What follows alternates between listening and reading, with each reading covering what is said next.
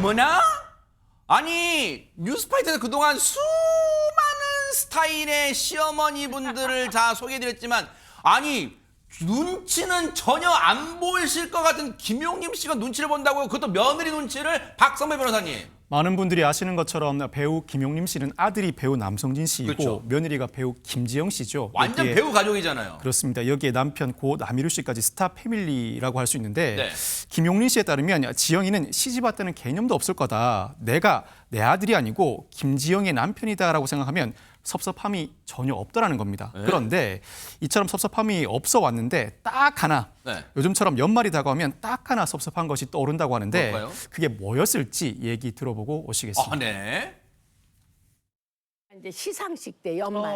그런데 이제 12월 31일이 또 마침 성진이 생일이기도 해요. 그러면 집에서 이제 연말 파티도 하면서 내일 겸사겸사. 1월 1일 차례 지낼 것도 그렇지. 하고 그러지. 네. 근데 얘가 상을 타느라고 연말 파티를 해야 돼. 예. 그러면 그냥 1차 정도로만 참석했다가 오면 좋겠는데 2차, 3차까지 새벽에 들어올 때가 있거든. 그럴 땐 내 생각에 아유 그냥 1차만 적당히 끊고 들어올 수도 있는데. 3차까지 안 있어도 될 텐데 그건 좀 섭섭하다. 이런 거는 한 번 느낀 적이 있어요. 예. 선생님 혹시 뒤풀이 하실 때 뭐 밤을 샜다는 그런 적은 없으세요? 아, 왜 없겠어. 나는 되지만 너는 안 돼.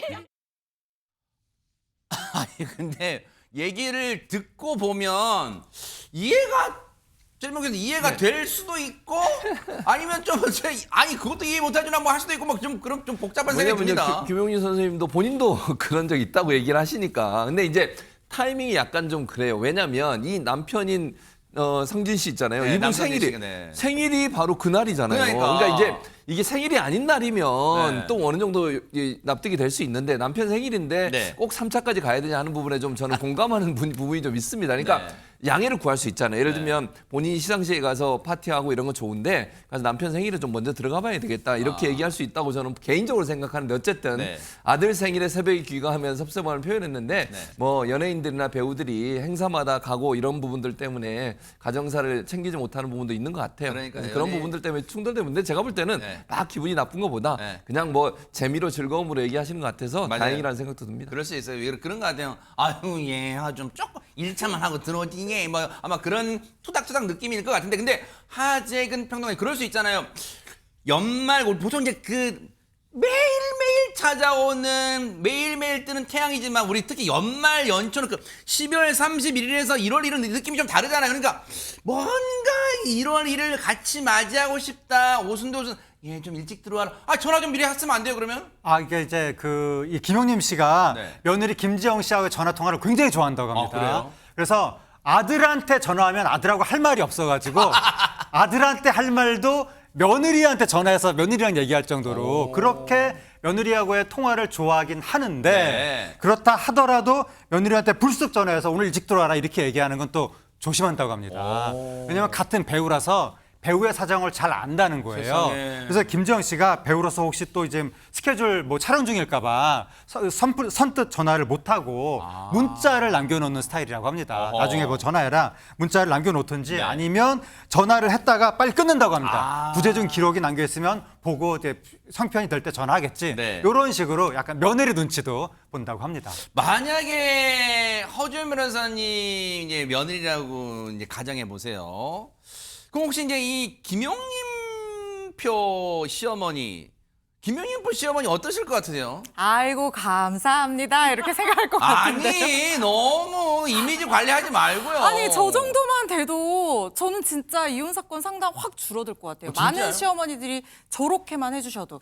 왜냐하면 사실 이 결혼이라는 것이 저는 이제 싱글이니까 밤새 뭐 2차, 3차 해도 뭐 자유로워요. 그렇지만 결혼을 하게 된다고 하면 나의 어떤 개인적인 그런 원하는 것보다 앞서서 생각해야 되는 가족의 가치라는 게 있잖아요. 그런데 그런 상황에서도 시어머니가 네. 전화해서 얘 어디니 빨리 들어와라 이렇게 얘기 안 하고 눈치 보면서 좀 살폈다는 거 아니에요. 이 정도 진심만 있다고 하면 뭐 조금 자주 연락을 해라라고 계속 하는 게 좀 부담스러울 수는 있어도 그 정도까지는 안 가고 지금 전화할 일 있으면은 혹시나 촬영 중일까 봐 세상에. 문자 진짜 남겨놓고 배려다. 보고 나서 전화하게끔 하고 이런 것까지 신경 써준다는 거 아니에요. 네. 살짝 하나 걸리는 게 있는데요. 네. 아들한테 할 얘기를 며느리한테 하고 싶다. 요거는 조금 며느리 분들이 뭐야? 그러면은 아들이랑 할 얘기 나한테 다 하면은 내가 계속 전화해야 되는 거나 이렇게 생각할 수는 있는데요. 그렇죠. 그런데 지금 요 특수성을 좀 살펴봐야 되는 게 이 고부 관계는 연예계 선후배이기도 하잖아요. 동종 업계 선후배이기 때문에 어머나. 할 말이 공통점이 더 많을 수도 있을 것 같아서 네. 이 정도 시어머니만 되면 저는 감사합니다. 그러네요. 아, 얘기 듣고 보니까 김용님 표 시어머니상 괜찮을 것 같다 생각도 드는데 이렇게 며느리 김지영 씨와의 전화 통화 하나도 소중하게 생각하는 시어머니 김용님 씨인데 어머나 세상에 이 그 천사 같은 마음에 불을 지핀 대목이 있었대요. 들어보시고 이어가 보도록 하겠습니다.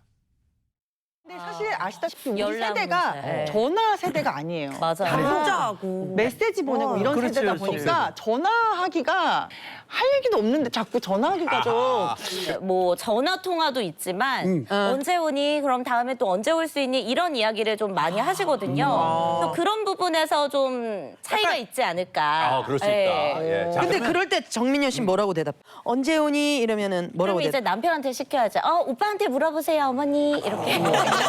애기 아빠 그거는 더 얄미워. 그거는 정말 더 괘씸한 며느리한테 얘기하셨을 때는 네, 제가 오빠가 바쁘더라도 자주 가도록 노력할게요. 이렇게 해야지. 근데 선생님 제 입장에서는 시부모님이 저는 별로 안 보고 싶으실 것 같은 거예요. 아들 안 보고 싶은 나는 저거는 말도 안.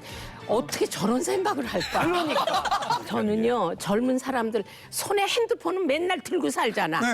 마음이 없기 때문에 전화를 안 하는 거지. 마음이 있으면은 어머니한테 전화 한 통 하는 게 뭘? 저도 반성하게 되는 대목인데 자 휴대폰은 늘 누구나 요즘 거의 들고 다녀요. 그런데 유인현 평론가님 진짜 김용님 씨 얘기처럼 젊은 사람들 휴대폰 다 들고 다니라. 근데 전화를 안 하는 건 할 마음이 없는 거야? 아니면 정작 걸어도 할 말이 없는 거예요? 뭡니까 이게?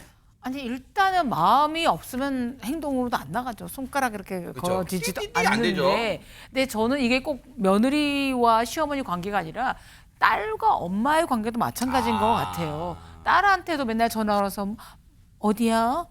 밥 먹었어? 이런 거 좀 질문 안 하셨으면 좋겠어요. 제 딸도 질색을 합니다.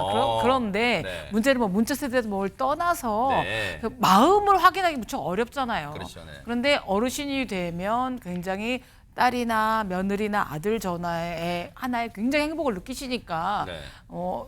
시청자들 중에서 MZ세대들은 네. 덕을 쌓은다고 생각하시고 네. 어머님이든 시어머니든 전화 잘 받아주시고 할 얘기 없으시면 어머니 주식 많이 오르셨어요? 이런 거라도 한번 물어봐 주셨으면 하는 바람입니다. 자, 애지중지 따님을 진짜 두고 계신 우리 최진봉 교수님께도 여쭤볼게요. 뭐냐면 자 아직 이제 따님께서 이제 출가를 안 하셨지만 언젠가 이제 결혼하게 되면 이제 사위 뭐 이제 딱 뭐 면접도 자주 잘 보시겠지만 면접을.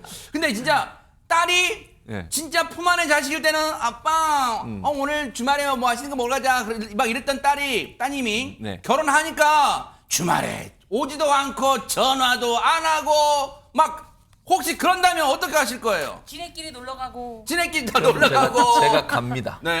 찾아갈 겁니다. 왜 점수 따 맨날 맨날 혼자만 점수 따고. 아니 저는 따님 혼사 막지 마세요. 알겠습니다. 근데 섭섭하잖아요, 사실은. 네. 그러니까 아까 뭐 유인경 평론가 말씀하셨지만 나이가 들면 들수록 자녀의 전화가 기다려지는 건 맞아요. 그거는 뭐 이게 젊은 세대들 여기 계신 세 분은 젊은 세대인지 모르겠지만 어쨌든 네. 뭐 하는 게 불편할 수 있지만 부모들 입장에서는 그냥 아무 말 안 해도 전화 한 번 해준 걸 너무 좋아하거든요. 그 마음을 좀 이해하는 게 필요할 것 같아요. 왜냐하면 서로가 서로의 마음을 이해한다는 것은 신뢰가 깊어진다는 방법이거든요. 그래서 긴 말 안 해도 그냥 전화 한 번 해서 잘 있어요, 아빠? 이렇게 물어본 것만 너무 행복해요.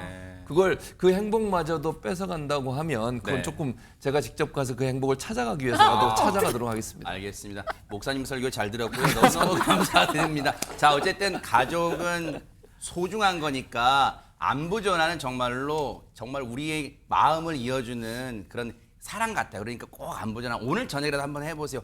너무 한지 오래됐네 하시는 분들 꼭 전화 한번 해보시기 바랍니다. 저부터 실천해 볼게요.